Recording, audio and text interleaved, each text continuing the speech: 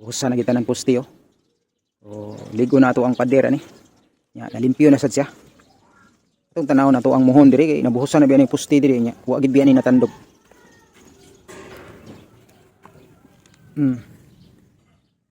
Okay kayo ang distansya oh. Nakita niyo ning tuldok sa tunga nga gamay. Mao ni ang pinakasentro sa tong muhon. Nya tanawan ninyo ang kaning atuang buhos na to.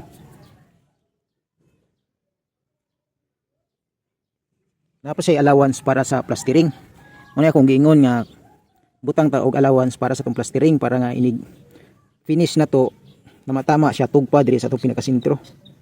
Kaning muhunas tinuod lang. Wa gini siya natandog. Nabuhusan na lang atong poste. Wa gini siya natandog sa iyahang gibutangan niya, no? Mao gini siya original. Nya lagi kay siyempre but-buton man daw ta. Di gina sila mo to oh. Di ba? Okay, kasagaran biya sa makita na to no basta magkalot na kita og kaning para sa tong pundasyon nya matunong sa kanto. Kani ba tuan na ni dito po nito no? Di ba? Layo na. Nabalintuad na. Unya, pag humagbuhos ang uban di pa mabalik. So, malimta na. Pero kaning ato adire, wa gyud nato nagitandog. Kana wa giapil na to sa pagbuhos. Moingon sila. Nawad-an og kusog ang imong pusti kay naapil magbuhos ang muhon. Saan pagkawad ag kusogan nga buho kaning ato ang muhon buhos mangyapon na, no di ba?